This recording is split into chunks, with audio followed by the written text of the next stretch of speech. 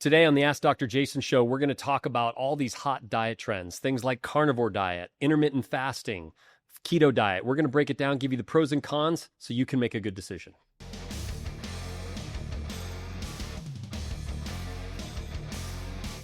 Welcome back to the Ask Dr. Jason show. I am Dr. Jason, and as always, I'm joined by my friend and co-host Brian Casuto. And, seriously, those of you that are already listening, we're very, very grateful. Please make sure to press the subscribe button, the follow button. Definitely like us, share us, get it out to more people so that we can actually truly expose this information to more people that truly need to hear it. And hopefully it'll help them just like it hopefully helps you. So we look forward to our topic today, man. I'm excited about this one. Super excited. How are you though, bro? I'm doing great. Hey, I want to make a dedication to a mutual friend of ours, if I may. So to our brother Andy Brodman in South Florida, Andy B, who recently went through a liver transplant, major surgery. By the way, the guy's recovery time was remarkable. Like, he was posting, "This is Andy from the creek." I thought he did it week. It was probably 5 days later. It was remarkable. I I just want to send him some love. No, absolutely. No, that because he had an autoimmune condition that caused some serious problems with his liver that required a liver transplant. I mean, the guy had been rolled into surgery, prepped and ready numerous times. No, that's crazy. To be let down that the liver was not either a match or viable. And then he finally got it, man. I was so happy for him. I know. Literally at the right time. But it did tell me he had to be rolled in and prepped on several occasions. So in case it was a match, and then they said, no, they had to, it's not a go. And then it finally came. But it finally came, and he's got a new lease on life. You were right, though. It was only like 3, 4, maybe 5 days later he's posting. And honestly, he talks different. He acts different. It's weird, man. He's just got this whole new lease on life. I'm so incredibly happy because I know it drained him. It caused a lot of stress for his family. But you know what I loved about him most? We talk about mental health. He was grateful even when he was going through the challenge. He just really changed his mindset, man. I got to be honest with you. I kind of liked that about him. He was so positive. His energy was so amazing. I just loved it. He's got a beautiful outlook. He told me at the time, things happen, for us, not to us. 100%. And it just has such a great outlook. He's such a good guy. By the way, probably one of the best natural salespeople, hustlers I've ever met. So, all right. So this show's dedicated to Andy. Dude, Andy, we love you, brother, and we're glad you're recovering, man. Yes, we do. After age 50, you develop anabolic resistance. That means you need more protein to build and maintain muscle. With grass-fed protein from Transparent Labs, I get 28 grams of clean, fast-absorbing protein, rich in amino acids to support muscle protein synthesis. Build and maintain your muscle mass at any age with Transparent Labs. So, Jason, the last show was so impactful on fiber and how it led into food. So today is a hot topic. I want to focus specifically on all these hot diet trends that are out there, which I know so many people want to know a lot more about. There's various versions of low carb, like with keto and carnivore. Intermittent fasting that we touched on probably in the first episode. We did. It is all the rage. Mediterranean diet, so much buzz around that, and plus others. So are they effective? Which are the ones worth trying? I'd love to hear. So it is crazy how many of these diets that are out there now. Which ones are the best? It's really kind of a personal journey for each person. We're going to break them down. We're going to give you the pros and cons. We're going to hopefully simplify this to the degree that we can. So for those of you trying to search for the diet that works for you, we're going to break it down to make it easy for you to understand, hopefully. It's not one size fits all. No, it's not one size fits all. And the problem with a lot of these diets is that they do have pros, but trust me, there are cons and challenges. So before we get started into these diet trends, I think it's really important that we define the word diet. Let's define what it really truly means. Because diets can be everything from weight loss or just longevity, health purposes. Some people just want to get healthier. They want to look at different ways to eat. Totally understand. So the word diet means the foods we eat. It's really simple. Diet plans. Diet plans are these course corrections, these actions that we take by changing, manipulating how we eat, when we eat, what we eat, all these different things. Those are what most people focus on when they hear the word diet. It's all these activities, right? So what we're going to do today is I thought it might make sense is to take some of the more popular ones, the ones that are popular today, break them down, give the pros and cons, and just try to clarify what they mean, how they work, what they do, so that people can make better choices. Now, for decades, this is probably the most popular diet approach, and I think it's the most popular, but at the same time, it's the one where most people fail. Wait, I want to stop you if you don't mind. Yeah. So, thinking about this show today in diet, my immediate correlation goes to, and all of these diets, it's someone who wants to lose weight. Yeah. Burn fat, lose weight, when it should really be about a balanced diet. Now, fully recognizing people need to lose weight or they're a little bit obese or overweight, I get that. But it's really about that perfect balance and just people wanting to look better. Are there diets out there where people just want to feel better? Your point is well taken. I mean, that's a really important piece of the puzzle. So balance is an important word, right? We've gone so far out of balance that some of these diets take such extreme action to try to get you back into balance, expecting to happen today. When anybody tells me, like, if they come to me and say, like, what diet should I be on? I'm like, listen, how long did it take you to gain the weight you don't like? Right. That doesn't happen overnight. No, it takes years. So how long are you willing to invest in a diet plan or a diet action to lose the weight? How long are you willing to invest? Because if you took years to gain the weight, but you want to get it off in a month, are you being realistic with yourself? And even if there's a diet that can make that happen, it's going to be short-lived. Is it going to come back? Right. Is there going to cause other problems? Is it going to be too highly restrictive that you can't stick to it? I mean, there are serious challenges. And so when you hear these diets, and trust me, out of just sheer curiosity, I've tried some of them. I'll give you my feedback on the carnivore diet. I tried it. When we get to it, I just wanted to see what happened. Not to lose weight. I don't have weight to lose. But there were the ideas that it's supposedly healthier. I've got some feedback for you that'll be surprising. Did you experiment with intermittent as well? I did, and I'm going to give you my feedback because I'm still doing it today. Okay. But I'll give you my feedback in a minute because we're going to talk about that for sure. Yeah. So what I would tell you is the most popular diet trend over the last several decades has been this whole approach to low-carb diets. Low-carb diets are basically the idea of reducing or eliminating carbohydrates from your diet. Everyone's avoiding it. Oh, 100%. They all want to do it. And it is for a good reason because we've done it to ourselves. We've removed whole food eating and replaced it with highly processed eating that has a lot of sugar and incredibly high levels of sugar and carbohydrates and things of that nature. And it's part of the reason why we have metabolic health issues like diabetes, insulin resistance. It's why we're seeing people gain fat, having cardiovascular disease. There's all sorts of challenges with sugar and carbohydrates.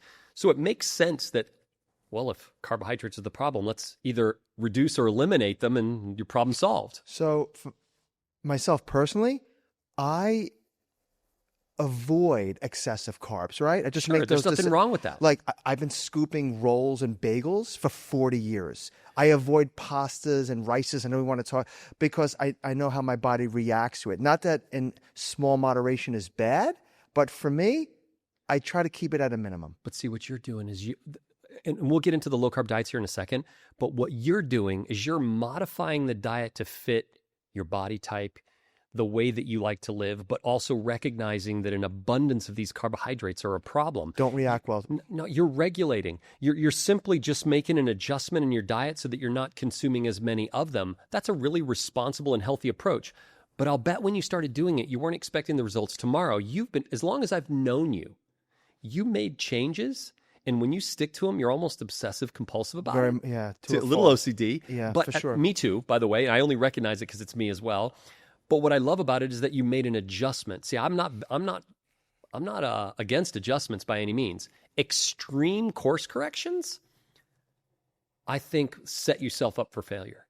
Like let's talk about these low carb diets. Yeah, I cut you off. Let me hear. No, it's okay. But things like Atkins diet, paleo diet, South Beach, keto, carnivore, believe it or not, they all sound like they're different diets. They're not. I know that anybody that started that diet or put those diets in motion will tell you, oh no, they're totally different. They aren't. Really? They're really truly focused on either reducing, modifying, or eliminating carbohydrates. That's really where they're at the core. Upping the protein? Upping protein for sure, because that's the way you'd want to do it, because you've got to still have satisfaction, satiety.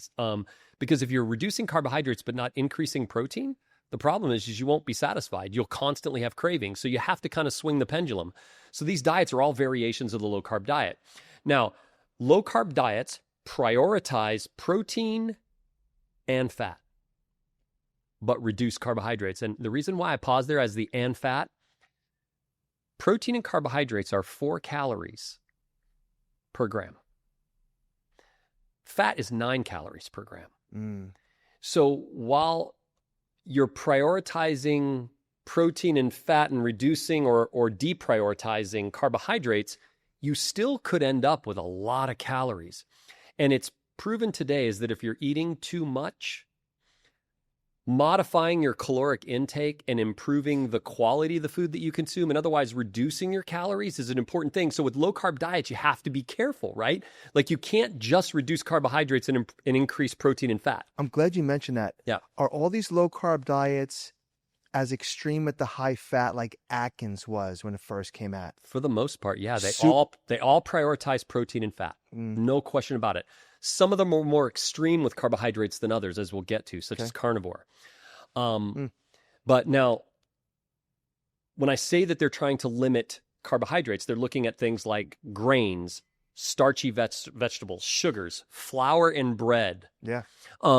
There was a diet out there for some time. They called it the whiteout diet, right? Get rid of anything white or processed in your diet, right? Yep. Like white sugar, white bread, white flour, all these things, they'd remove it. Well, that's not serious enough because what they've done is they've put colorant in bread that should be white. Just masking it. Just masking it, calling it whole wheat or whatever so that it looks slightly brown. Realize it's the same thing and it reacts the same way in the body. So I think it's really important, though, if we were to kind of break down what the goal of a low-carb diet is. The scientific, I should say the science of a low-carb diet, I'm gonna tell you flat out, it works. Right. But we'll get into some of the pros and cons and hopefully it'll clarify it. So how does a low-carb diet work? First of all, you're starting to deplete or drastically reduce your carbohydrate intake, right? You're forcing your body to no longer depend on glucose or sugar as fuel. Now, your brain operates on glucose, your body uses it, and your body will take glucose, use it as fuel, and what it doesn't need, it will convert to glycogen and store in your liver and other places in your body as a stored potential energy. When your glycogen stores are full is when your body starts making or storing fat. So what this diet is doing is it's shifting this. It's shifting you away from using glucose as a fuel and shifting you more to your body looking for fat or stored potential energy and burning that for fuel. Now, how it does this? It does this by let me back up. It does this by forcing your body to switch from burning glucose to burning fat for fuel. And the action that it takes is that once you start liberating or taking fat, when you decrease the number of carbohydrates that you consume, it forces your body to look for fat to burn as a fuel because the body still has to survive. Right. So what it does is it takes this fat and it starts to convert this fat into what are called ketones. And now your organs, your brain are now using ketones for that fuel. Hence ketosis? Exactly. So that's the whole point is you're going to get your body into a state of what they call ketosis, which is this state that your body is in. How do you measure that? Is it like a urination stick? You can, absolutely. A lot of these strict diets even want you to understand if you're in ketosis or not. Right, of course. I would tell you this. If you feel like crap, you're probably there. Because I'll be lethargic? honest. Yeah, definitely. Like especially they even call it like in the keto diet, they even call it a keto flu. We'll get to that in a minute. Okay. But it is a really extreme situation though. Keep in mind, something that you're already addicted to, you're now eliminating or reducing and prioritizing other foods that you weren't doing as much. You're forcing your body to do something that for years it was doing the exact opposite. And so there's all these reactions happening in your body so that you're burning off fat as fuel and you're in this state of ketosis. We're going to talk more about that in a second, but I will tell you that the diet does work, but before you decide this is the approach, let's talk about these diets. Okay, so clearly it works. So let's hear the pros and the cons. Okay, so the pros are really simple. Rapid weight loss. You can definitely adjust quick. You can burn fat pretty quick. Yeah. Because you're eliminating an entire category from your diet, the things that you were consuming that unfortunately contributed to a lot of the fat gain. You're also going to give yourself a lot better blood sugar control because you're not consuming carbohydrates and sugar that otherwise cause those insulin spikes. Now, There are suggestions that this diet is actually good for cardiovascular health, but I want to put a pin in that and come back to it. Okay. Because I think there might be some challenges and maybe some not as clear information, maybe some misguided thoughts around that I believe, or at least my opinion. Now, the cons are what in a low-carb diet get me the most concerned. Go ahead. Nutritional deficiencies. Yeah. Okay?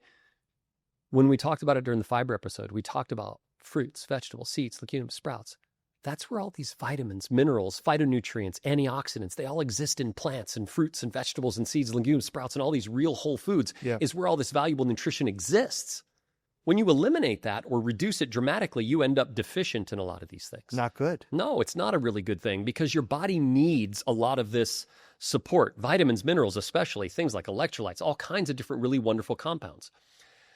Fiber is almost eliminated because, again, you're getting rid of all the plants. That's where fiber is. We just talked about how important fiber is, and it's literally counterintuitive. You're getting rid of it. Now, some of these low-carb diets, they add back fiber as a, what did they call it? A non-impact carbohydrate, a low-impact or no impact. Remember that? Of course. So it's still a carbohydrate. So some of the diets were smart. Net impact. There you go. Yeah. Net impact was how many of the actual carbs. Anyway. Such a spin. Oh, it's total spin. Yeah. But adding back fiber is what some of the smarter low-carb diets did because they realize how important it is. But I would tell you just the sheer fact of eliminating carbohydrates on their face is really not a good idea. Okay. Micronutrients, as we talked about, various vitamins and minerals, antioxidants, different things of that nature. But here's one thing that I think a lot of people forget. Go ahead. Is that when you deprioritize carbohydrates, not necessarily a bad thing, right? You're reducing the amount of garbage, specifically focused, I hope, more on the processed refined sugars that you're eating. Right. But because they also include fruits and vegetables in that, because they do contain carbohydrates and sugars, you prioritize things that contain protein and fat. Now, they say focused more on good fats, but here's the problem. Fat is 9 calories per gram. Right. When you start prioritizing fat, now you're going to have a much higher caloric intake. Now, why is that a problem?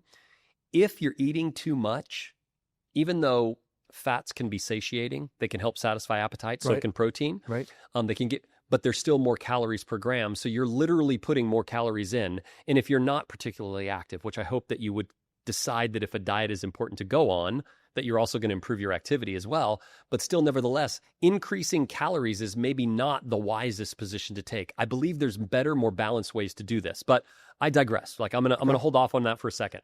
In some of the initial phases of getting into ketosis, you're going to have low energy, brain fog. It's rough. It's rough. It's very difficult. I know that you probably knew more about this like in the bodybuilding days, like when all these bodybuilders, they would go into these bodybuilding shows and they would lean out. Deplete, yeah. Oh, they would carb deplete. And then the day of the show, they carb load. Right. And they just blow up. Like they blow up like a balloon. Well, that action, nobody that carb depletion is easy. Nobody's ever said that. Right. It's very, very difficult. It's very complicated, not even healthy for you, and it doesn't feel good. So it makes compliance really complicated. Like people don't stay on this diet. They end up retreating. So I'm glad you mentioned that. So from a duration standpoint, right? So clearly people lose the weight. Given the nutrient deficiencies, you don't want to stay on this for too long, right? So that's a really good question. Allow me a second to get back to that because it's a really important reason why. But compliance is an issue anyway. It's very hard to stay on the diet. And when you stop, though, if you haven't implemented better habits of eating that don't include the diet plan, just normal ways to get back to natural eating, rebound weight gain like that, just as fast as it went away, you're going to gain it back. And here's the problem. And everybody wants to avoid that. Well, right. But think of this. You've put yourself into a restrictive place. What do you do when you've been told you can't do something for a long time and then finally you're back off the diet? What do? You gorge. Of course. You go after it. You literally eat live everything again under the sun. Yeah. Dude, you are and it feels good for a minute and you get all those dopamine hits that you're finally getting all these foods that you cut out back and you feel great for a second, but then you gain the weight back. And it's this constant churn of your emotions. And I think it can be really tricky. I'm not a huge fan of low carb diets in general, because I just don't think they're the healthiest route by any means. Yeah, the negatives seem to outweigh the positive. Let me ask you this, Brian. Have you ever tried a low-carb diet? Yes. Which one did you try? It would have been a modified version of probably an Atkins or a South Beach. I might have been in ketosis at one point. I don't even know. But I couldn't go fully without the carbs for very long. I definitely did not take in enough of the fats. Yeah. So I don't think I did it properly, to be honest. This is many years ago. No, I tried it, but I don't think it's fair. Properly? Hold on, I was about to say that. Yeah. I tried it, but I don't think it's fair to say that I actually tried it. I abandoned after 2 days. Okay. I said, forget But with this. your body type? Well, I only tried it because it was the carnivore diet, because there were other benefits that were claimed. It wasn't just about leaning out. I'm not really worried about losing You'll weight. talk more about carnivore specifically? Yeah, we're going to talk about it specifically. But I wanted to try because I was like, man, I'm prioritizing protein maxing. I want to try this. Yeah. After 2 days, I was like, the food options, the restrictive nature. So you knew right away? I was like, this is not healthy. This isn't good for you. I didn't even feel good. Oh. I was literally fine. The claim was that you'd feel, satisfied. I just didn't feel satisfied. Okay. I felt hungrier. I felt like I was starting to crave things I didn't want. Not a fit or that I for you. shouldn't eat. Yeah. Not a fit at all. So out of the few low-carb diets that you spoke about, Yeah. the most popular being keto and carnivore? Yeah. Help me understand those two specifically and the differences. Totally get it. So let's start with keto. Okay. So keto is an extremely restrictive, low-carb, high-fat diet. Now, it allows some fruits and vegetables with extreme limits. So basically, they tell you in the keto diet is that you should have only 20 to 50 grams of carbohydrates per day. Okay.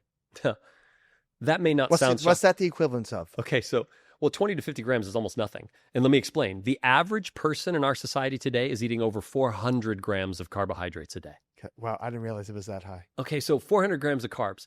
So basically, there's 4 calories per gram of carbohydrates. So think about that. People are eating 1,600 calories of carbohydrates a day on average. So to put it into a caloric, so 4 times 20, you're talking about 80 calories from carbohydrates. Yeah. 80. Yeah. I'll be honest with you. Minimal. A salad with light dressing is like 400 to 500 calories. You know what I mean? Like, so to put that into perspective, you're talking about an extreme cut on your carbohydrates. So not an easy thing to do. Okay. Now, the pros are, of course, people do lose weight. There is absolutely an improvement in blood sugar control. There are some thoughts about appetite control, although when I tried similar things, I didn't see it, but I do hear that people feel that they do feel that there is appetite control. They feel fuller longer. There is even some research that would suggest that it seems to lower triglycerides, that it potentially has, cardiovascular health benefits. Now, the cons... But this is all still related to keto diet, correct? Total Not keto. carnivore yet. No. This is just keto. Go ahead. Because carnivore is like the extreme. Yeah, I want to hear. End, right? Yeah, I don't want to stop. No, you, but keto. This is totally keto. Now, the cons of keto. This is where I find the biggest challenges, and here's the deal. To be fair, I admitted openly at the very beginning of this is that I'm not a fan of these low carb diets. So it seems like I have more cons than pros. Actually, I didn't invent the cons. It's just that it just so happens to be that when I do the research, I look at it, I've tried it myself, I've tried to figure out what it works. I ended up coming up with more cons. It just was natural. There was just some challenges. It's authentic. Go ahead. So I don't want to sound like I'm overly biased that I'm trying to drive people in a different direction, but this is important. Yeah, I don't sense that. The initial phase of getting into ketosis in the keto diet, they even gave it a name. So the fact that they had to name something that doesn't sound fun, they called it a keto flu. Yeah. This is fatigue, brain fog, nausea. Like, I'm sorry. If those are the 3 side effects of getting into ketosis, tell me that people are really, truly going to stay on it long enough. Right. But I will tell you, abandoning halfway through is even more problematic because you're screwing with your body's metabolic issues. So once you start, you got to see it through? Or don't do it. It's kind of what I'm recommending. Like, don't do the low-carb diets. There's other ways that you can do this as long as you're willing to focus on adjusting, and we'll get to that, and be patient. What are the downsides of stopping halfway? Well, when you stop halfway is the metabolic function of your body is being drastically manipulated, and by the time it's starting to get somewhere, you're stopping and you're forcing it to go in a different direction. You're pulling the plug, and it's very confusing to the body. Long-term compliance on the keto diet is very, very difficult because of the extreme restrictions. Now, one of the biggest issues with keto is that a huge percentage of people, when they stop the diet, or if they don't continue the diet long-term, is they gain the weight back. Yeah. Maybe even some more. There are potentially serious health risks that could come into play here too, especially for long-term users of the diet. When you're at that extreme, that when you reduce carbohydrates to that extreme and you're over prioritizing protein and fat, there can be some issues with heart health, kidney health, because you're putting a lot of pressure on your organ systems. Yeah. And you're also increasing, for cardiovascular health reasons, you're increasing saturated fats and other things that, by the way, saturated fats aren't terrible if you eat small amounts. I mean, cholesterol will go up? Yeah, your cholesterol theoretically could go up. Cholesterol's not the only marker, but I mean, definitely saturated fats that are solid at room temperature. You're eating a lot more meats. Yeah. I would say that you need to be careful. By eliminating fruits and vegetables, nutrient deficiencies. Yeah. That's key. No, 100%. But your body needs these basic vitamins, minerals, and things that are really important. Things like fiber become really important. Now, some would say the keto diet allows for fiber. And I'm like, does it though? Because at 20 to 50 grams of carbohydrates a day, that's a very, very minimal amount of carbohydrate. It's pencil. It's nothing. Yeah. It's a very tiny bit. But even if they were to say fiber doesn't count and you can have as much fiber as you want, I don't see people doing that because they don't know enough about why fiber is important and they don't spend enough time telling you. Yeah. And I think that it's really important that we spend a lot of time telling you how important fiber is. Now, here's the other thing. When you start depleting carbohydrates, it doesn't mean that your body's not going to crave snacks. So what is the keto, when you're on a keto diet, what does everybody want to do? Oh, well, let's see if we can create new bioengineered frankenfoods that qualify under the rules of keto. So then they make all these bars, they make these chips and all these different foods. Like they'll take chicken and turn it into a potato chip. That is not how I've seen that. I've seen it. I've never tried it. I've seen it. You know, honestly, I have tried it. Okay. They're delicious, but so is a Pringles or a Dorito. They're delicious. It doesn't mean they're good for you. They're highly processed, highly bioengineered, and that is not the shape that meat should be in. And they have the protein hook.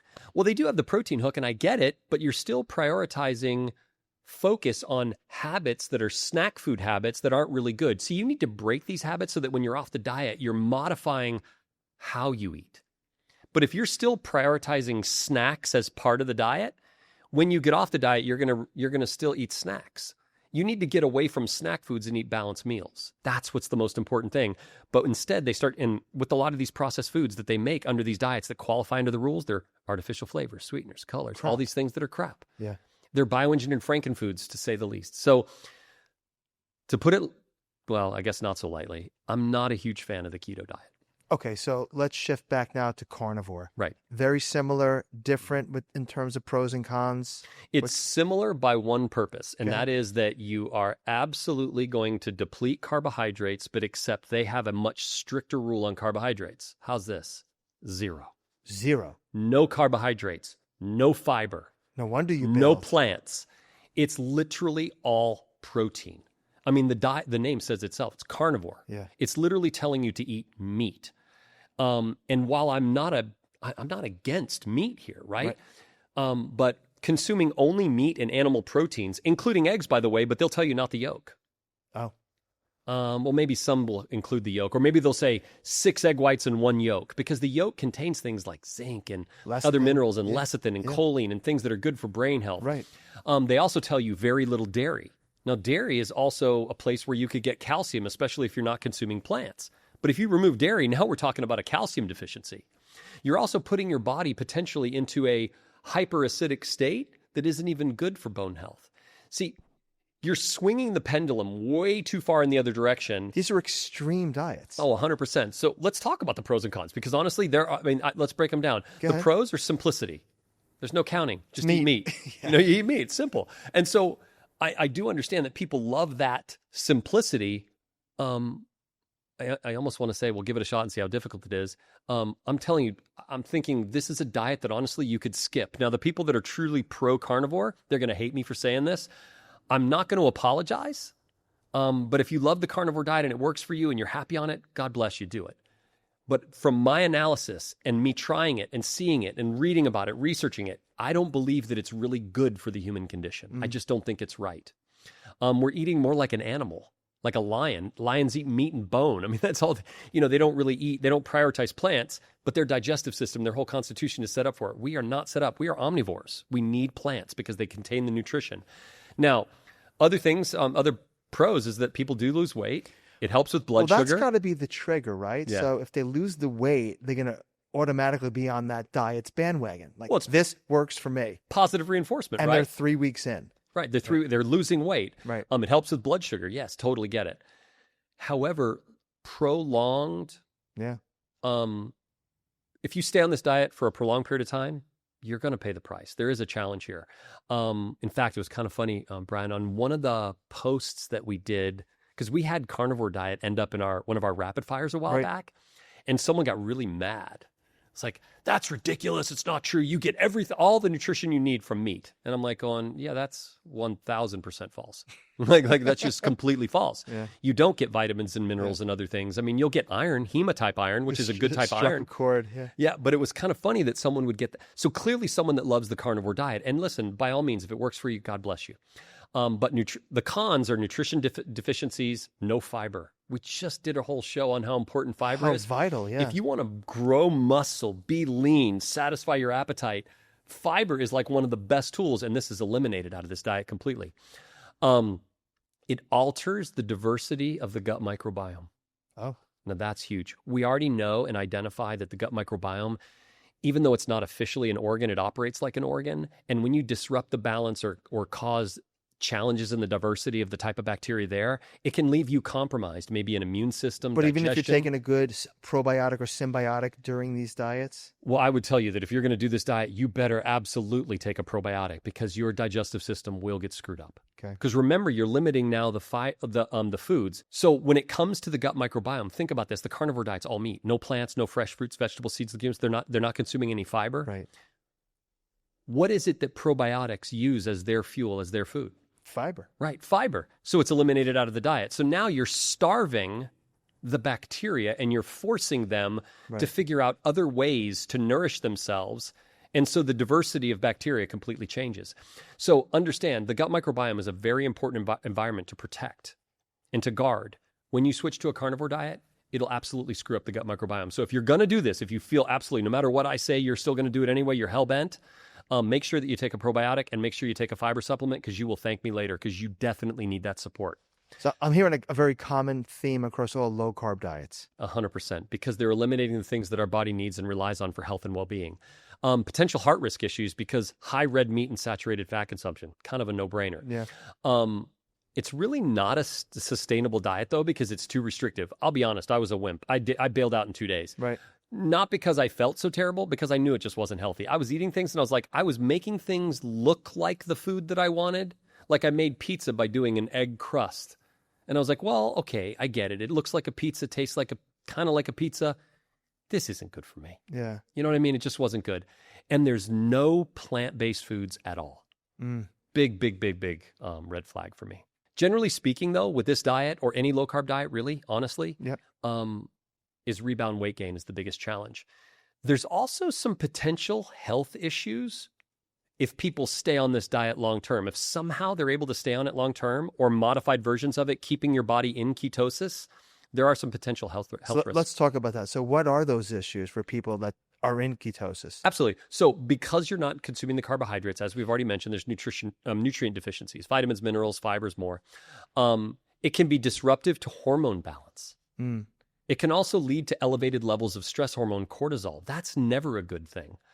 Prolonged fat metabolism could lead to liver, pancreas issues, even risk kidney stones. Wow.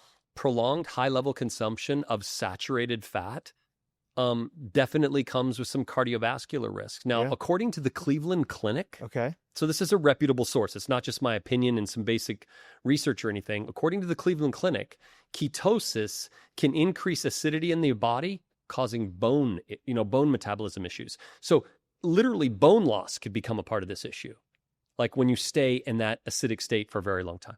I know I said it earlier. I'll say it again. You're not a fan of the low-carb diets. Not Just at all. not. Okay. Definitely not. Yeah. So honestly, these diets sound good, but the biggest issue I have is that they're highly restrictive. They introduce the idea of some highly processed foods for snacks in order to compensate for what you're pulling out of the diet so that you can stay focused. They end up, because of the reduction in carbohydrates like sugars and other things, they prioritize refined sugar, or excuse me, they prioritize artificial flavor, sweeteners, and colors. Yeah. Plus all the other challenges I've already discussed. I mean, it's just, for me, just not a fan. 1 to 10 it for me, just for fun. So because you do lose weight, I'll give it a 2. But Okay. if I didn't, I'd give it a 1 or a 0. Okay, so let's shift now to intermittent fasting. Yeah, man. And I know, we mentioned earlier, you were experimenting with it, several months back. So crazy thing is I'm still doing it now. Okay. So intermittent fasting has been interesting. Now, I wasn't doing it for weight loss. I had done my research on doing this intermittent fasting scheduling. It's more about when you eat as opposed to what you eat, although what you eat still is important. Sure. You want to prioritize fresh fruits, vegetables. I can't Right.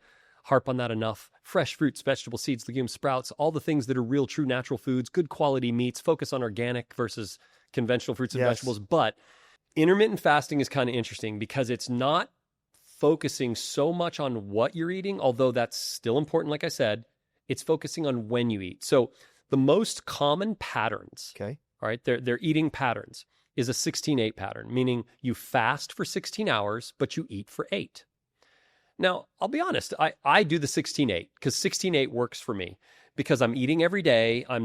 There's no extreme fasting periods. It's just 16 hours fast, 8 hours eat. Now, there are other patterns. They're called the 5-2, where you eat normal for 5 days, but then you fast for 2 complete days.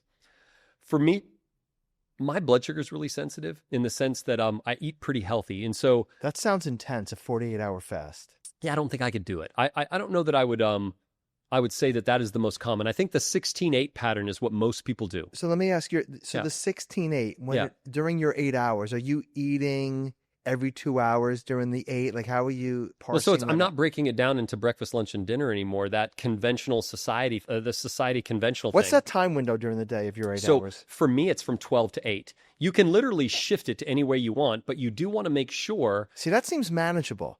It actually is. I'm living on it right now. I've actually been on the intermittent fasting plan probably for the last 6 months. Is your last meal at 8 or you're done eating by 8? Okay, so do you want me to lie or tell the truth? Like, is there some flexibility around that? So I try to keep myself eating as little as possible after 8 because I do. There is a saying, it's eat after 8, gain weight. Again, I'm not really focused on weight issue as much for me. Right. It's more about the health issue of it. Right. So I would still tell you, try to stick to the window. But eating after 8, I still cheat and eat a little bit after 8, but I try to keep myself inside that 8-hour window. Okay. Okay. But you have a whole 8 hours to eat. Just don't think of it as breakfast, lunch, and dinner. Think of it as meal 1, 2, and 3, maybe 4. You can eat 3 or 4 meals during that period of time as long as you're being responsible, again, about food choices. Right. Make sure that you're prioritizing good quality proteins, fresh fruits and vegetables, seeds, legumes, and sprouts. I can't stress that enough. Whole foods are important. Now, the pros are it helps.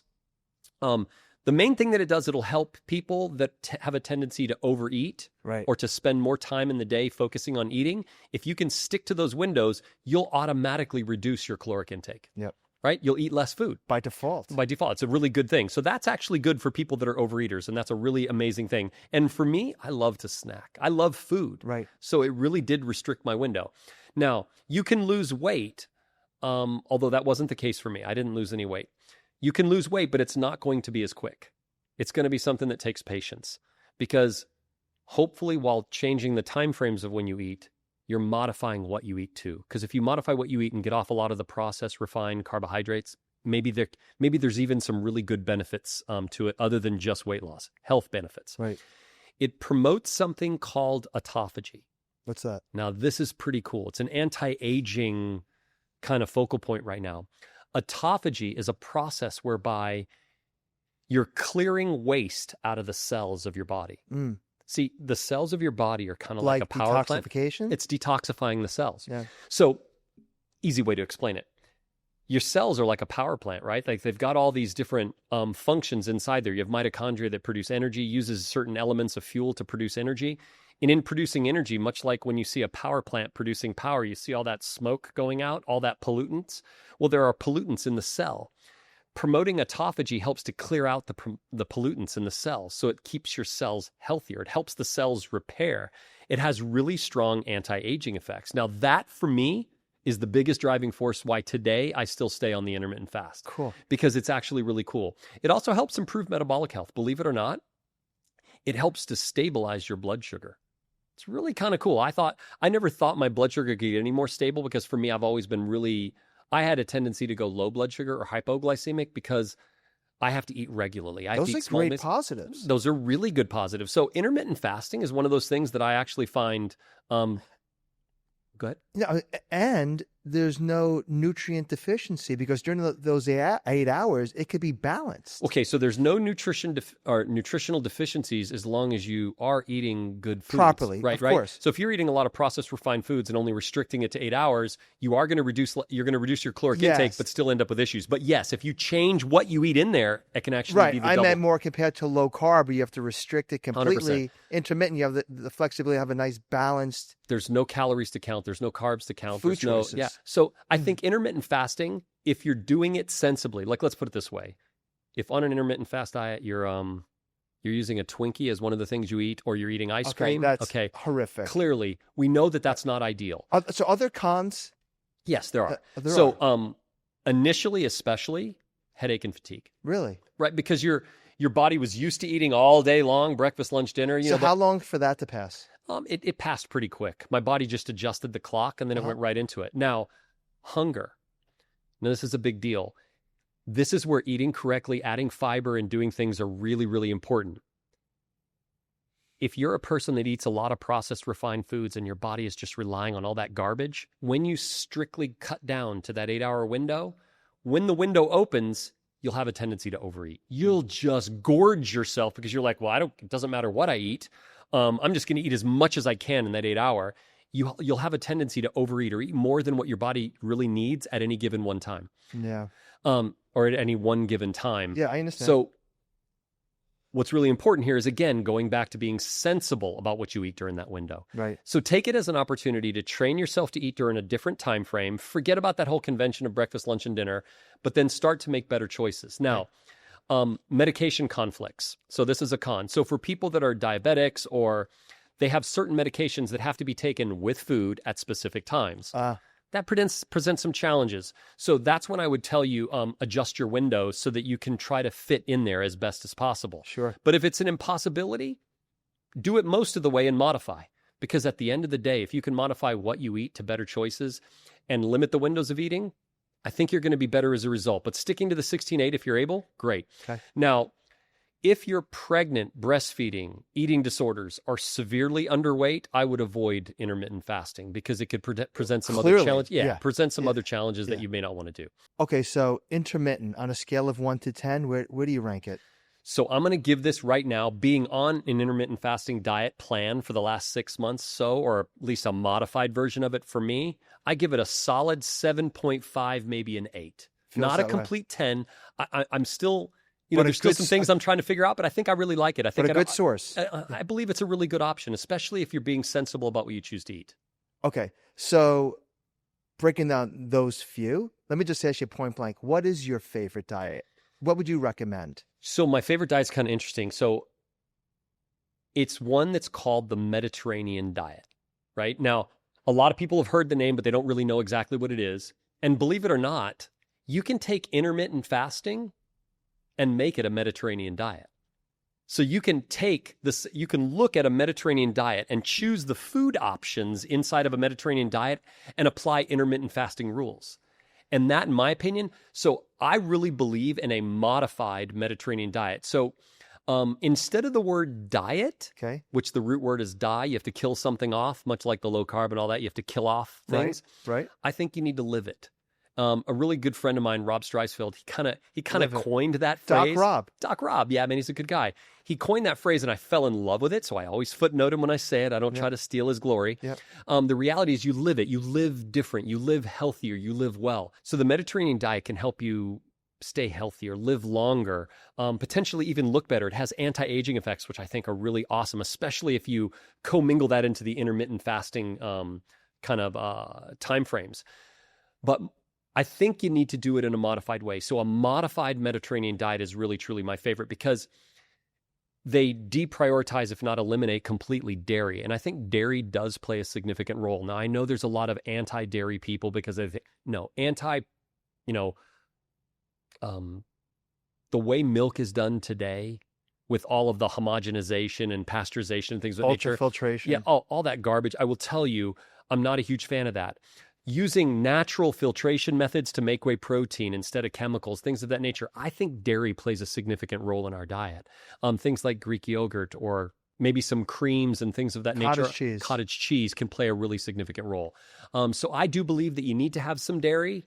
I'm not saying you should sit down and drink milk, but I think you should have higher protein than what normally is associated with the Mediterranean diet. So it's interesting when you say a modified version, but help me understand what the Mediterranean diet is from a principle perspective. I don't even know. Absolutely. So for the most part, first of all, I want to be very clear. The Mediterranean diet is not a thought. It's actually science-backed. There's research around this. It's actually legit. Huge. And it's a diet that resulted in studying societies for their health benefits, like Italy, the way that people in Greece, Italy, and Spain eat. It's literally inspired by the way they eat in the Mediterranean culture. So the Mediterranean diet prioritizes fruits, vegetables, seeds, nuts, legumes, sprouts, all the things that I've been telling you about that I think are really important for your health. Right. They prioritize healthy fats from things like olive oil. They definitely focus on poultry and fish as the primary protein sources. I immediately correlate it with fish. 100%. Yeah. Usually it's olives, olive oil, and fish are what people associate the Mediterranean diet. But believe it or not, it's much more broad than that. The only challenge that I have is they really deprioritize red meat and things of that nature. And I think red meat is a benefit because there are some beneficial things. Do I think you should eat only red meat? No. Do I think they have enough protein in the diet? And that's why I said from a modified perspective, I think we need to increase protein and maybe a little dairy. So let's hear all the positives with Mediterranean. Absolutely. Yeah. Significantly will help you with metabolic health. And what I mean by metabolic health, blood sugar spikes, insulin spikes, blood sugar control, very, very important. If you stick to this diet, it's also not a complicated diet to stick to because it's not telling you to eliminate a bunch of stuff. It's modifying you to eat more the way nature intended. It's literally getting you back closer to what Hippocrates said, let food be medicine.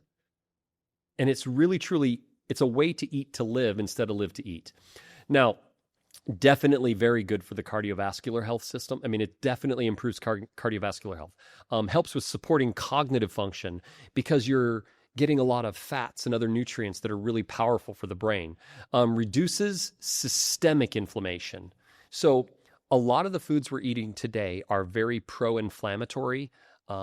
So when people have joint pain, knee pain, things of that nature, also different types of toxic inflammation like digestive inflammation that leads to other forms of disease states, when you can reduce systemic inflammation, a lot of the diseases that affect us today can be removed. Okay. It's really, really important. Now, it's not as restrictive as a lot of these fad diets because it allows a lot of these whole foods that are really important. Now, it does absolutely puts all of its priority on removing processed, refined, bioengineered frankenfood. Love that. No crap food in a box, can, a freezer bag. So that's a really important piece of the yeah. Everything fresh. Real. Yeah. And honestly, I think it's the way God intended when he built our bodies. When he built this body, he knew exactly what he was doing and what the fuel that it needed. It's we as people modified all of it into chemical garbage. Now, the cons, higher grocery bills because you're eating a lot more fresh foods. Now, I'll be very honest with you. Processed food is cheaper than fresh food. But I would tell you that your body, your health is your wealth. You've heard that phrase before. Your health is worth it. And the wealth of your body relies on it. I would tell you that another really important thing here, just like I've said with all fresh fruits, vegetables, seeds, legumes, and all that, prioritize organic so that you can eliminate these pesticides, herbicides, all these chemicals and things that are unfortunately all over our foods if they are not certified organic. So I would definitely highly prioritize organic. Meal prep time takes a little longer to actually cook fresh, real food. I mean, think about it. Instant rice, box, water, done, right? Actually taking real grains like quinoa, soaking them, cooking them, and then making them differently. I mean, it takes a little bit more time. So meal prep time is definitely there. I'm glad you mentioned quinoa. And forgive me if I missed it when you covered it before, but in terms of balance with carbohydrates, like what's that ratio look like with the fish and chicken and the vegetables, like rice, potatoes? Is that allowed? So grains are allowed, but again, what they're going to try to push you towards are the healthier grains, the ones that are higher in fiber and so forth and have lower impacts on blood sugar. Things like quinoa, amaranth, all these different ancient grains that are solely forgotten.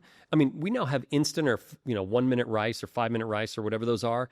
They basically remove all of the goodness on rice, making it easy to cook, and it's unfortunately turns into a very simple carbohydrate and absolutely causes insulin and blood sugar spikes, when you can look at more natural sources of grains and beans, legumes like kidney beans and pinto beans, or quinoa, amaranth, all these wonderful grains. That's what they want you to focus on.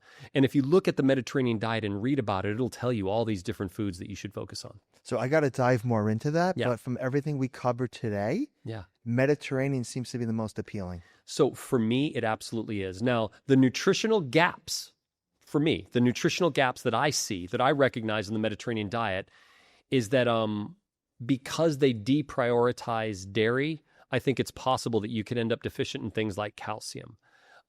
Because is that why you have a modified version? I do. I have a modified version. Now, some people would say you can get plenty of calcium from plants and so forth, but I would argue not the same type of calcium and not the same bioavailable form that is going to be as usable for bone health. And so I would say for that reason, I would increase a little bit of dairy. So I would add in the cottage cheese, the Greek yogurt, cheeses and things of that nature that I think become really powerful. I would add in a protein supplement or a protein shake or something of that nature. Added protein. Or increase protein intake, because I think it's really important simply to maintain lean muscle or lean muscle mass, because muscle, as we've talked about before, is one of the most biologically active tissues in the body, and supporting it is really important. In fact, by supporting health and maintaining healthy muscle tone over the lifetime, you'll live longer and live healthier. So does the Mediterranean diet allow for eggs?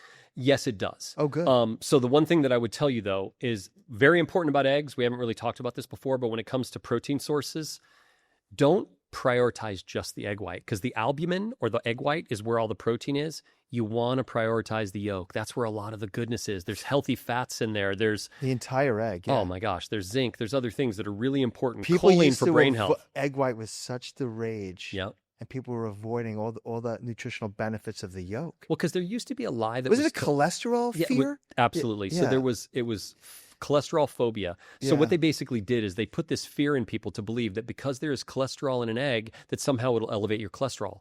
What people don't realize is that cholesterol is necessary for the structure and function of every cell in your body. When your cholesterol is out of balance, you need to change your diet and make some modifications. If there's a genetic predisposition to an imbalance in cholesterol, take some other approaches, get some medical care and look at it and try to modify it as much as possible through diet before medication. Right. Just my humble opinion. Right. That was super informative. I learned a lot. Yeah. Well, if you notice, we went from extreme diets of restriction to balance, to modification, just to balance. I go back to what Hippocrates said, let food be thy medicine. And the Mediterranean diet is the most like medicine, or food as medicine, as you can find in a diet. Because really what it's truly doing is it's appealing to being sensible and logical about the right foods to eat. And by the way, if you take the Mediterranean diet and apply intermittent fasting eating timeframes, I think it could be like the best duo ever. That's a winner. Yeah. I think we should invent that diet. What are we going to call it? That's a great recommendation. Absolutely. This is what I reach for on the way to the gym, Aonic Build. It's a 3-in-1 muscle support supplement that makes staying consistent way easier. You get creatine for lean muscle support, HMB to help with muscle retention, and beetroot extract to support strength and power. All in one stick. I love that it has 0 added sugar, no artificial colors, and actually tastes refreshing. It just fits into my routine without overthinking it. No mixing multiple supplements, no extra steps. If you're training and want something simple that supports your goals, this is an easy add to your routine. Easy to throw in my bag, easy to stay consistent with. Okay, today's rapid fire, just like the last episode with fiber, we're going to stay away from supplements. Yeah. We're going to focus specifically on food choices. I think it'll be a lot of fun. No, I love that. All right, here we go. All right, 2-part. Chicken White meat or dark? Okay, so I would tell you, first of all, chicken is an excellent protein source, but white meat is lower in calories, higher in protein, lower in fat. So white meat by a long shot. Okay, I'm eating dark, by the way, so you're not gonna sway me there. All right, red meat, beef or bison? Okay, both are great protein sources, high in iron, excellent sources. Bison, basically the same protein, but lower in calories and fat. So for me, it has a little bit more iron. I'm saying bison. Dairy as protein sources? Okay. Cottage cheese or Greek yogurt? Okay, so this matchup is a little bit closer. Cottage cheese has higher protein, but it also has higher calories, sodium, and lactose. So for me, Greek yogurt barely edges it out. Okay. Now, this one I struggle with. Okay. Fish, salmon versus tuna. Okay, so these two are really close from a protein source. Okay. Tuna definitely has higher protein and lower fat, but it comes with the risk because the tissue itself will saturate more heavy metals like mercury. So I would say tuna has some cautions to it, so you want to eat it sparingly, not as often. Right. Salmon, much higher level of omega-3s. So even though I don't like salmon, I'll have to raise my hand and say salmon's better than tuna. Just to stay on salmon for a second, because this is a big one I imagine a lot of people want to be educated about if they're not already. Farm-raised versus wild, and why? Okay, so I know that there's a lot of marketing on farm-raised salmon, that somehow it's a good thing. But if I paint a picture for you really quick, let's take the wild-caught salmon first. Okay. Salmon in the wild is caught on a line, but while it's living in its natural environment, it's eating its natural food like krill and all these other things, that it gets natural antioxidants like astaxanthin that makes their flesh so beautifully pink, almost fluorescent pink. Right. They're also in cleaner waterways. Now let's contrast that with what happens in farm raising salmon. They basically farm them in tanks. So they're swimming around in their own waste, sort of like swimming in a toilet bowl. Yeah. I know that they claim they filter it out and do all kinds of things, give chemicals to purify them, whatever. Third-party audits. It just doesn't matter. They're swimming around in their own waste. They also have to artificially give them things like astaxanthin to try to color their flesh so they have the same pink appeal. They're not going to eat the same diet either. They feed them similar to how they would feed cattle. They feed them pellets that are supposedly loaded full of nutrition for them, but it's really just to get them bigger and fluffier so that there's more meat. I am not a fan of farm raised. I would tell you wild caught all the time. Yeah, sure sounds it. The industry celebrates 3 to 5 times better absorption. But absorption isn't bioavailability. Your bloodstream isn't your cells. Biosneds reaches both. Up to 100 times more bioavailable. Clinically proven at a fraction of the dose. This isn't just an improvement, it's different math. Because if it doesn't reach your cells, pure, organic, and expensive don't matter. Look for products powered by Biosneds. VerdantNature.com. Starches, sweet potato or traditional potato? Okay, so bottom line, they're both good. Okay. But good for different reasons. So I'm kind of 50-50 on this. There's not a clear winner. Sweet potato, better for blood sugar because they have higher fiber content, so they can stabilize the blood sugar a little better. They contain beta-carotene, which is what your body converts into vitamin A. Really good option. And plus, it'll keep you full. White potatoes, cooked and cooled, form resistant starches that act sort of like fiber, but they're not fiber, so they're good for gut health. They have higher potassium levels, and they're great for athletes trying to fuel up. So for like cardio-related events, excellent.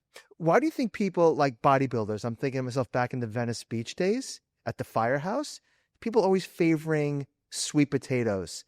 Why? What's the immediate affiliation that that's the better choice? Unless I'm mistaken. Well, first of all, because these bodybuilders are on this, sometimes when they're on that depletion step and they want to deplete out carbs and all these starches and stuff, sweet potatoes are less negatively impactful, whereas a lower white glycemic? potato, right, lower glycemic. Whereas a white potato is higher glycemic. That's kind of what you want to fuel up right before you go on stage. You know, bang down the white potato. That the makes big sense. Potato, yeah. Okay, this next one's a big one, at least for me. Yeah. Rice, white versus brown. So to be clear, there aren't two different forms of rice. It's one rice. What they do is they take this brown rice and it has the germ and the hull and stuff like that. Okay. And so brown rice is generally better for you because it has a higher fiber content, better for blood sugar stability, higher in nutritional content. White rice is easier to digest because they remove the germ. They remove the stuff that makes it good for you so that it's easier to digest. So I would tell you it's a faster burning carbohydrate. I would tell you brown rice every time. Okay. So battle of the leafy greens. Yeah. Arugula or spinach? Okay, so these two are different. Spinach is a nutritional super powerhouse, right? Like it's just loaded full of vitamins and minerals, but it has high oxalate content. Now, oxalates are things that can reduce absorption of certain vitamins and minerals. Now, arugula is lower in oxalates, so it's well absorbed and it has available minerals. So I would say they're just different. Both good. Both good. Okay. Eggs. White, I think I already know the answer, Yeah. or with the yolk? So with the yolk every single time. Now, if you're really truly on a diet where you're trying to restrict caloric intake, maybe with every 3 egg whites, add a yolk in, but don't lose the yolk completely. It is a big mistake because the yolk has all of these essential vitamins, ADK, B12, folates, minerals like iron, phospholipids like choline, totally for brain boosting, for heart health, just in general. Eggs with the yolk, way better. Now, what's important? Don't scramble your eggs. Really? Make sure that the yolk is runny, because if the egg yolk is completely cooked, you've destroyed a lot of the nutrition. Wow. Yeah. All right, that's good to know. Yep. All right, you're going to put the egg white omelet into extinction after If this I show. could, I would. Okay. Berries. Blueberry or strawberry? This is a complete draw because strawberries are higher in vitamin C and folate, lower in calories and sugar, but blueberries are higher in antioxidants. They're great for brain health. But they're also higher in fiber and vitamin K. I'm telling you, there's a draw. The one thing I will tell you with berries, just eat them. Okay. Last but not least, so conventional foods versus organic. Okay, when it comes to the farming practices, when you compare standard farming practices to organic farming practices, organic is always, always, always better because they're not using pesticides, herbicides, and all these nasty chemicals that, believe it or not, you otherwise ingest. You think just rinsing them at the sink is going to save you? No. A lot of these pesticides are designed to resist water. They're waxes, they're oils that embed themselves in the flesh and the skin of the fruit or vegetable. You can't wash them off. They're in the plant. So when you consume that plant, if they're there, you get them too. These are carcinogens and all kinds of other toxins, hormone disruptors. I'm telling you, go organic. It's worth it. It's very affordable today, more so than it was in the past years. Organic all the way. Organic 100%. Thank you. Your gut works hard every day, digesting, supporting your immune system, even helping your energy. Probuline probiotics are scientifically formulated, shelf-stable, and easy to take daily. Picture yourself moving through your day with confidence, feeling balanced from the inside out. Morning routines, work, family time. Probuline helps keep your gut in check so you can focus on what really matters. So Jason, closing today's show from a mental health perspective, a spiritual health perspective, I want to chat with you about forgiveness. And I know it has some deep biblical Christian roots in it. Sure. I practice it, but I really want to hear your perspective on it. So, and why it's so important. So forgiveness is absolutely important. So, and I will tell you, the one thing that whenever I have conversations about forgiveness, the most important point to point out is that forgiveness isn't for the person that has wronged you, it's for you. Yes. Because it resets your internal biochemistry. Let's put the biblical side of it aside for a second and then just talk about what happens chemically inside the body. Yes. When you are living in a spirit of unforgiveness, meaning carrying around resentments, anger, things of that nature, here's what happens to your body. You go to bed and wake up every day in a state of fight or flight, elevated cortisol, adrenaline levels. When your body stays in this stressful state all of the time, because when you're carrying that, what everybody calls baggage, that unforgiveness, that person that wronged you that one time and you carry it for 30 years, they don't even know you resent them. They're the ones suffering. 100%. You wish them dead and you're drinking the poison. Right? You're killing yourself slowly and it's absolutely painful. So chemically inside the body, it's wreaking havoc on every one of your entire body, every organ system, your immune system, cognitive health, everything. It's literally destroying neurons. It is literally quite possibly one of the most toxic things that you can do. So when you're walking in a spirit of unforgiveness, it's like wishing the other person dead, but you drink the poison. And the person that you're resenting and that you're holding all of this angst or this unforgiveness While we're against, suffering. You're suffering. Right. And the toxic effects inside the body are unbelievable. So forgiveness is kind of liberating, but don't get me wrong, it's difficult.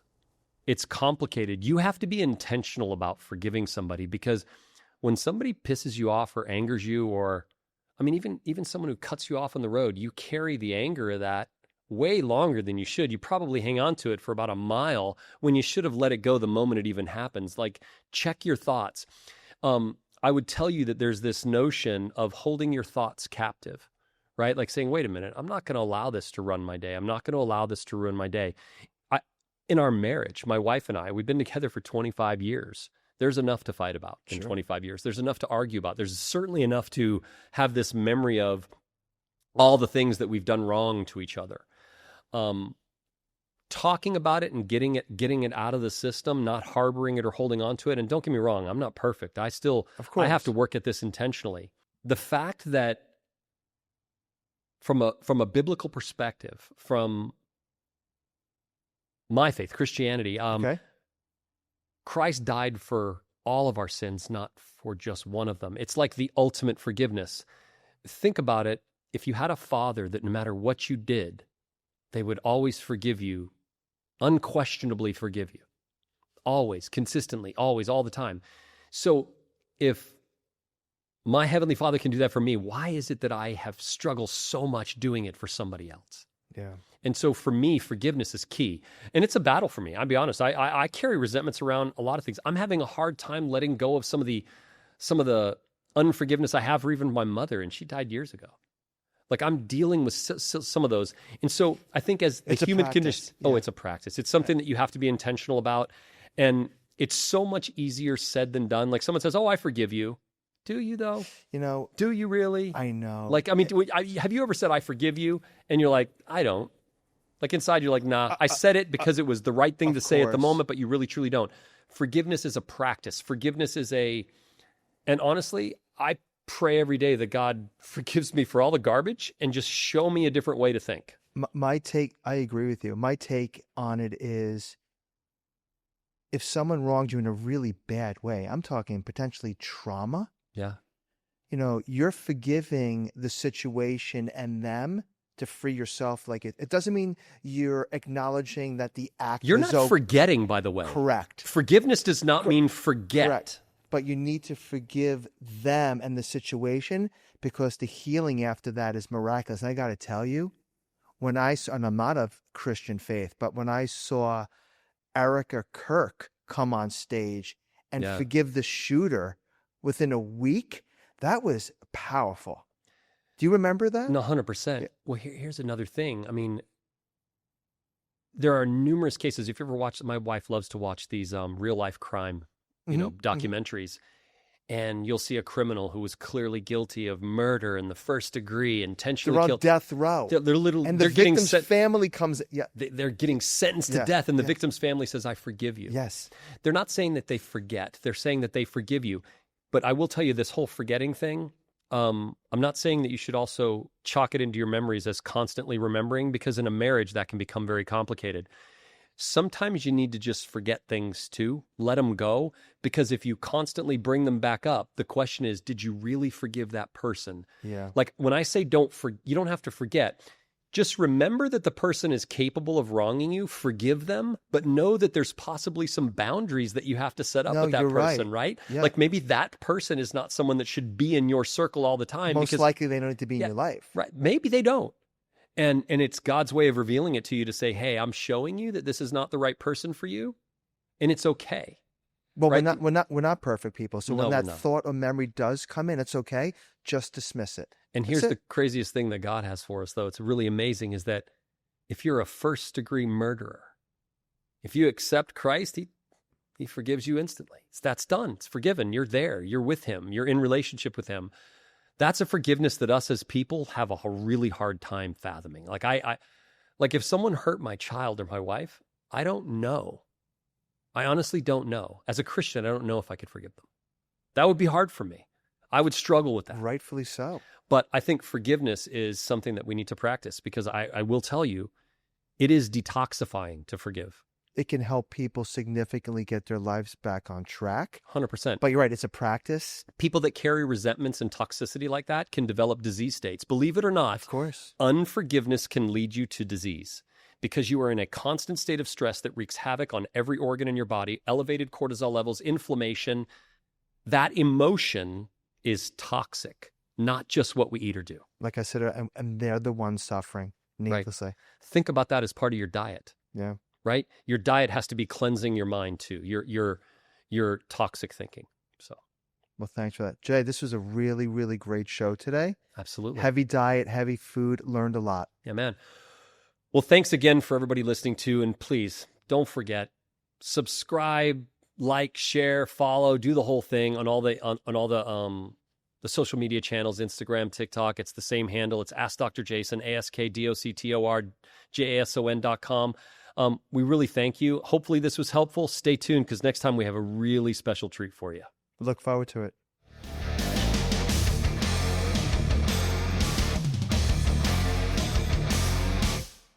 Look, guys, life comes at you fast, okay? I'm a new dad, all right? With new responsibilities. I mean, I got laundry to do, trying to figure out how this stroller works. I'm changing diapers for days over here. The fuel that fuels me is Aonic fuel. God, that's good. Your gut works hard every day, digesting, supporting your immune system, even helping your energy. Probuline probiotics are scientifically formulated, shelf-stable, and easy to take daily. Picture yourself moving through your day with confidence, feeling balanced from the inside out. Morning routines, work, family time. Probuline helps keep your gut in check so you can focus on what really matters. The industry celebrates 3 to 5 times better absorption. But absorption isn't bioavailability. Your bloodstream isn't your cells. Biosneds reaches both. Up to 100 times more bioavailable. Clinically proven at a fraction of the dose.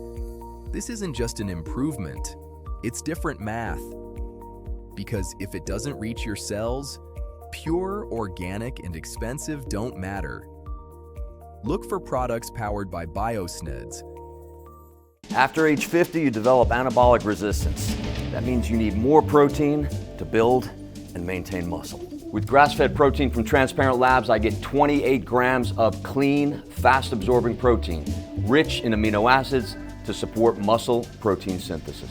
Build and maintain your muscle mass at any age with Transparent Labs.